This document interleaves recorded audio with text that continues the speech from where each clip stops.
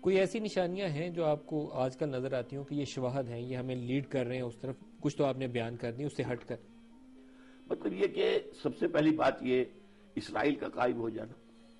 آپ اندازہ کیجئے سن 70 کی نکلی ہوئی قوم تقریباً 2000 برس کے بعد آ گئی اور اس ملک کے اوپر قابض ہو گئی.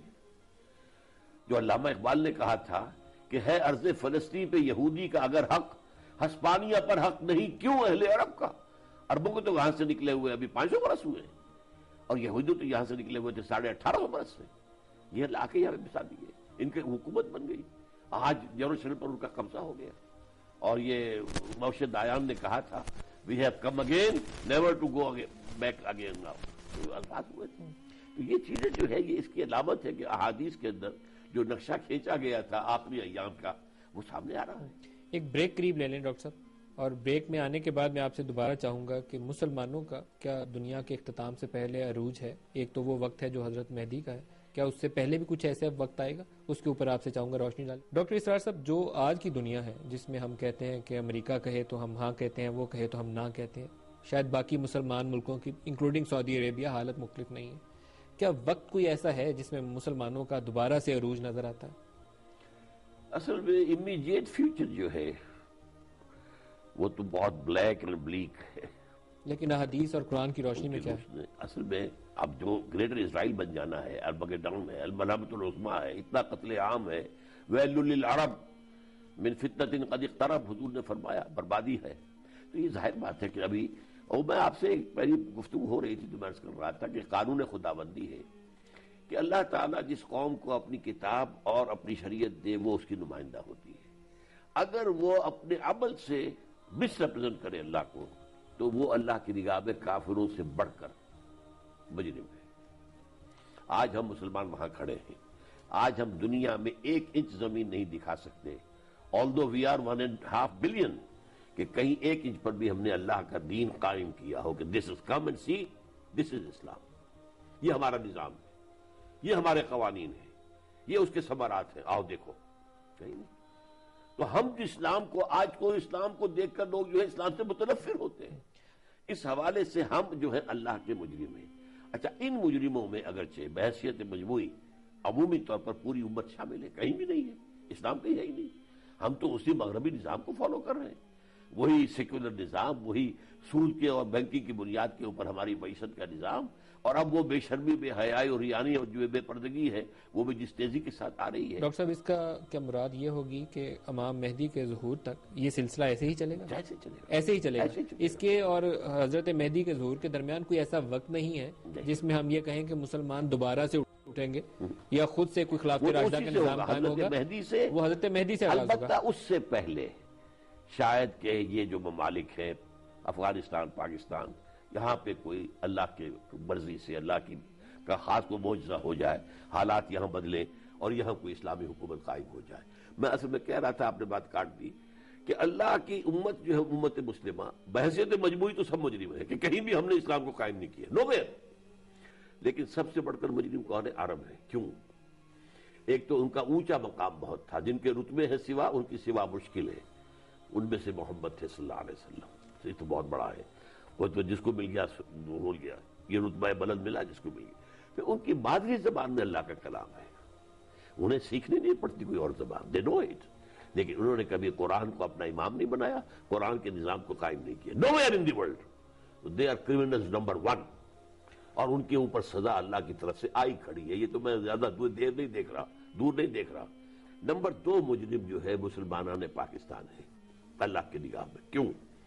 ہم نے ایک ملک اسلام کے نام پر بھاگا تھا. اللہ ہمیں انگریز کی غلامی سے نکال کر ہندو کی غلامی میں نہ دے دے، ہمیں علیحدہ ملک دے، ہم تیرا دین قائم کریں گے، تیرے دین کا بول بالا کریں گے. قائد اعظم نے 1937 سے لے کر 1947 تک جو اسلام کا راگ الاپا ہے پورے سب کانٹیننٹ کے اندر، جس کے نتیجے میں پوری ہندوستان کے مسلمان قوم کو حال آ گیا. آپ اندازہ کیجئے مائنورٹی پروونسز کے لوگ جو ہے مسلم لیگ کو ووٹ دے رہے ہیں. پاگل پر شمار ہوگا نا یہ. آخر بھائی تمہارا پاکستان سے کیا تعلق ہے؟ تم تو کبھی نہیں آؤ گے. لیکن یہ وعدہ ہم نے پورا نہیں کیا. We are criminals number 2. البتہ یہ ہے کہ ہماری جو ہے فیٹ کیا ہے، اللہ عذاب بھی دے سکتا ہے اللہ نے جو ہمیں موقع دیا تھا وہ ہم سے واپس بھی لے سکتا ہے۔ جب آپ نے ذکر کیا کہ ہو سکتا ہے کہ یہاں اللہ کے بندوں کی حکومت آ جائے، وہ آپ بیان ایک اپنے صرف دعا کی روشنی میں دے رہے ہیں یا اس پہ کچھ ہمیں احادیث سے حوالہ ملتا ہے؟ نہیں، مجھے اصل میں کچھ 400 سال کی تاریخ کے اندر پوائنٹرز نظر آتے ہیں۔ ایک تو یہ ہے کہ جو مجددین کا سلسلہ میں نے بتایا تھا، ہر صدی میں 1000 سال تک عالم عرب میں آئے۔ دوسرا 1000 سال شروع ہوا ہماری تاریخ کا 11ویں صدی ہجری، مجدد الفسانی مجدد اعظم، پھر شاہ ولی اللہ مجدد اعظم، سید احمد بریلوی مجدد اعظم، یہ سارا یہاں شفٹ ہوا ہے۔ یہ شفٹ ہوا کیوں ہوا ہے؟ کوئی نہ کوئی اللہ کی اسکیم ہے۔ نمبر 2، جب خلافت کے خلاف ہو رہی تھی سازش، تو پوری دنیا میں کہیں کسی مسلمان ملک کے اوپر ان کے کان پر جوں تک نہیں دیں گی، اور ہندوستان میں آپ کو معلوم ہے عظیم خلافت کی تحریک چلی۔ بولی اماں محمد علی کی جان بیٹا خلافت پر دے دو، گاندھی شریک ہوا اس کے اندر، کہاں گاندھی کہاں خلافت۔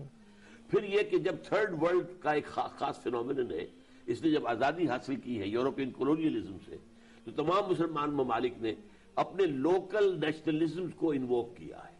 ملیش نیشنلزم، عرب نیشنلزم، ٹرک نیشنل، صرف ایک تحریک تھی جس کا تھا پاکستان کا مطلب کیا؟ لا الہ الا اللہ، اللہ کے لیے۔ یہ جو ہے علامتیں ہیں، اور پاکستان کا بن جانا یہ معلوم ہوتا ہے، خاص ڈیوائن جو ہے ڈیسیجن ہے۔ اس لیے کہاں گاندھی اور کانگریس جیسی جماعت، مسلم لیگ تو کچھ کا مقابلہ تھی نہیں۔ ڈاکٹر صاحب، پروگرام کے اینڈ کی طرف جا رہے ہیں ہم۔ حضرت عیسیٰ علیہ السلام کی ان کے دور تک پہنچ جائے تھے، ان کا 40 سال کا دور ہے۔ حضرت عیسیٰ علیہ السلام آئیں گے، کریں گے کیا؟ ان کا اصل کام کیا ہے؟ یہودیوں کا خاتمہ۔ اس کی وجہ کیا ہے؟ حضرت عیسیٰ بھیجے گئے تھے یہود کی طرف، رسولاً الی بنی اسرائیل۔ ان کے بارے میں جو سابقہ انبیاء بنی اسرائیل کی پیشن گوئیاں تھیں کہ ایک نجات دہندہ اللہ تعالیٰ بھیجے گا بنی اسرائیل کے لیے، مسیح، وہ آ گئے حضرت مسیح۔ یہود نے نہیں مانا، انہیں باسٹرڈ قرار دیا، انہیں واجب القتل قرار دیا، جادوگر قرار دیا، ان کے معجزوں کو کہا یہ جادو ہے، اور انہوں نے اپنے بس پڑتے سولی پر چڑھوا دیا رومیوں کے ہاتھوں۔ چاہے اللہ نے انہیں بچایا ہے، جو بھی شکل ہے وہ ایک علیحدہ ہے، اللہ نے آسمان پر اٹھا لیا۔ لیکن یہ قانون اللہ کا تھا کہ جس کسی قوم کی طرف اللہ رسول بھیجتا تھا، وہ اگر رسول کو ریجیکٹ کر دیتی تھی بحیثیت مجموعی، تو قوم ہلاک کر دی جاتی تھی۔ یہ قانون ابھی پورا ہونا تھا، اس کو اللہ نے گویا کہ جس کو کہتے ہیں کہ یہ ڈیسیجن جو ہے ڈیفرڈ ہے، وہ معاملہ اب حضرت مسیح خود آئیں گے، اور اس خاص جنکچر پر جبکہ وہ مسلمانوں کے خلاف جنگ ہو رہی ہوگی، اور اب جو ہے یہودی میدان میں آئے گا، اس مسیح الدجال کی لیڈرشپ میں حضرت مسیح آ کر اسے قتل کرے گی۔ پھر یہودیوں کا قتل عام ہوگا، وہ سزا جو ملنی چاہیے تھی وہ اب ملے گی۔ یہ حضرت عیسیٰ علیہ السلام کا زمانہ 40 سال چلتا، اس کے بعد ہوگا، اور 40 سال کے بعد اس کے بعد پھر جو ہے ایک فیز ہے، زوال آئے گا، اور پھر اس کے بعد قیامت آئے گی۔ حضرت عیسیٰ علیہ السلام کے وقت کے بعد ایک دوبارہ زوال کا وقت آئے گا۔ عروج کا وقت وہ ہے جب امام مہدی کا ظہور ہو گیا، اس کے بعد حضرت عیسیٰ علیہ السلام آ گئے۔ تکمیل اس کی عروج کی ہوئی حضرت عیسیٰ علیہ السلام کے آنے کے بعد، اور اس وقت پوری دنیا میں آپ کہہ رہے ہیں کہ اسلام کا بول بالا ہو جائے گا، اور اس 40 سال کے بعد لیکن دوبارہ سے زوال کا زمانہ ہے، اور اس کے بارے میں وہ کتنا لمبا ہے؟ کیا اس کے ٹائم فریم میرے پاس ٹائم فریم نہیں ہے، لیکن اس کے بعد پھر قیامت ہے۔ تو ابھی اس کے بارے میں ہم صرف اپنی خیال آرائی یا ان حدیث کی روشنی میں نشانیوں کو تو ڈھونڈ سکتے ہیں، شاید ایگزیکٹلی کسی کے لیے بتانا وہ ایک بہت ہی مشکل امر ہے۔ حضرت مہدی کے حوالے سے اگر کچھ اور چیز آپ کے ذہن میں آتی ہو کہ لوگ جب اس ٹائم کو، اس زمانے کو جانچنا چاہیں، ایک کچھ تو وہ نشانیاں، حالات آپ نے بیان کیے آج کل بھی جو مسلم دنیا کے، اس سے ہٹ کر بھی کچھ ذکر آتا ہے کہیں پہ کہ ہم جس کو آئیڈینٹیفائی کر سکیں؟ کہیں وہ دریائے عرفات کا ذکر آتا ہے، کہیں بڑے شہروں کی تباہی کا ذکر آیا، اس طرح کی بہت ساری چیزیں تھیں میں نے جو پڑھی۔ آئی ڈونٹ نو کہ اس میں احادیث ہیں، فرات میں ہے، وہاں سے سونے کا پہاڑ برآمد ہو جائے گا۔ اب اس لوگوں نے سمجھا کہ جو تیل ہے، اصل میں چونکہ پرانے زمانے میں ملکوں کے نام دریاؤں پر ہوتے تھے یا شہروں پر ہوتے تھے، تو یہ فرات سے مراد عراق ہے، تو ان کا اس سے تعلق نہیں ان چیزوں کے ساتھ، یہ علیحدہ واقعات، لیکن اینڈ آف دی ٹائم سے وہ ریلیٹ کرتی ہیں۔ ظاہر بات ہے کہ وہ ہے تو حصہ اسی دور کا، کیونکہ جب یہ چیزیں ظاہر ہوں تو اس سے یہ ہمیں میرے خیال میں ایک عام پاکستانی کو یا مسلمان کو، عراق پر کیوں حملہ کیا گیا تھا؟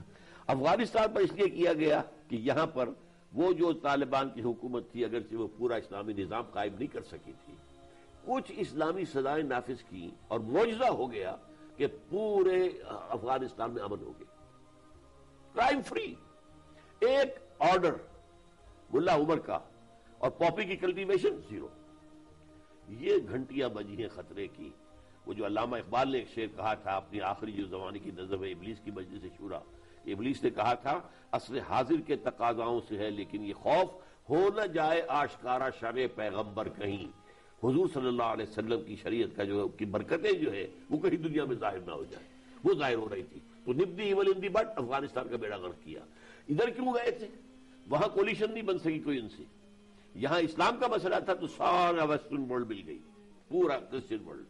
وہاں چونکہ کوئی مسئلہ مذہب کا نہیں تھا، تیل کا تھا. یا number 2 it was going to be the first extension of Israel. آپ کو پتہ نہیں یاد ہو یا نہ ہو، شیرون نے کہہ دیا تھا جب یہ جو صدام گرا ہے اور ختم ہوئی حکومت کہ ان قریب عراق پر ہمارا قبضہ ہوگا، اور پہلے تو ہم صرف فرات تک مانگتے تھے، اب ہمارا دجلہ تک مطالبہ ہے، دجلہ تک ہمارا ہے. افغانستان میں جو کچھ ہوا یا ابھی جو کچھ لڑائی ہے یہ جہاد ہے، اور کیا اس کا سلسلہ حضرت عیسیٰ علیہ السلام کے زمانے تک چلتا ہے، یا اس کے اوپر کیا آپ کے علم کی روشنی میں کیا بیان ہے؟ ایسا دیکھیے، جہاد اور قتال 2 الفاظ ہیں، ان دونوں کو ہم نے ہم مانی کر دیا، حالانکہ ہم مانی نہیں ہے. جہاد کسی بھی چیز کے لیے اسٹرگل، کوشش، جد و جہد. وہ جد و جہد زبانی بھی ہو سکتی ہے، قلم کے ذریعے ہو سکتی ہے، کسی مشن کو پروموٹ کرنے کے لیے. چنانچہ مکے میں بھی حضور جہاد کر رہے تھے، لیکن قرآن کے ذریعے سے فرمایا گیا فَلَا تُطِعِ الْكَافِرِينَ وَجَاهِدْهُمْ بِهِ جِهَادًا كَبِيرًا. اے نبی آپ ان کی باتوں میں نہ آئیے، اس قرآن کے ذریعے سے ان کے ساتھ جہاد کیجیے. غلط نظریات و عقائد کے خلاف جہاد قرآن سے. پھر قتال ہوا، وہ جنگ ہے. تو اب ہمارے ہاں افغانستان میں جو فیزز آئے ہیں، پہلا جو جہاد تھا میں نے اس کو جہاد مانا، لیکن جہاد فی سبیل الحریت، دیٹ واز فریڈم اسٹرگل. اسلامی نہیں تھا وہ جہاد. اسلامی جہاد کے لیے پہلے اسلامی دعوت دی جائے صحیح معنی میں، پھر اسلامی کردار شادی کی جائے، وہی شخصیتیں، وہی کردار، پھر ان کی ٹریننگ ہو، پھر ان کی تنظیم ہو، پھر ایک امیر کے پیچھے ہو. یہ لوازم ہے، وہ تھی نہیں. اور جو ابھی لڑائی ہے وہاں پہ اسے آپ اب جو ہو رہی ہے وہ بھی ایک فریڈم اسٹرگل ہے، لیکن چونکہ یہ طالبان جو کر رہے ہیں، انہوں نے ایک دفعہ وہاں پر اسلامی قوانین نافذ کیے تھے، ہم یہ سمجھتے ہیں کہ یہ اسی کی جد و جہد کر رہے ہیں، تو اسے ہم جہاد فی سبیل اللہ مانتے ہیں. یہ ابھی والے کو آپ جہاد فی سبیل اللہ کہتے ہیں؟ طالبان آف افغانستان. ہمارے ہاں کا جو طالبان کا بن گیا، یہ تو بڑا کمپلیکس ایک فینومینن ہے جس کو اینالائز کرنا ہی آسان کام نہیں ہے. اس میں نہ معلوم کس کس قسم کے لوگ آ کے شامل ہوئے ہیں. اس میں بڑا رول ڈسٹرکٹیو جو ہے وہ را اور موساد کے ایجنٹس نے کیا ہے، چونکہ نیٹو اور امریکہ اور بھارت ڈی اسٹیبلائز کرنا چاہتے ہیں پاکستان. آپ واضح اس پہ تفریق رکھتے ہیں افغانستان اور پاکستان کے اندر؟ بالکل، بہت بڑا فرق ہے. ڈاکٹر اسرار احمد صاحب، بہت شکریہ، آج کے پروگرام میں آپ ہمارے ساتھ رہے. آئندہ بھی مختلف انہی جیسے امور کے لیے آپ کو ہم مدعو کرتے رہیں گے. جب بھی آپ فرمائیں حاضر ہوں گا. بہت شکریہ ڈاکٹر اسرار احمد، بانی تنظیم اسلامی، آج کے پروگرام میں ہمارے ساتھ شریک گفتگو تھے. پروگرام کا آج کا وقت ختم ہو رہا ہے. ندیم ملک کو اجازت دیجیے. خدا حافظ.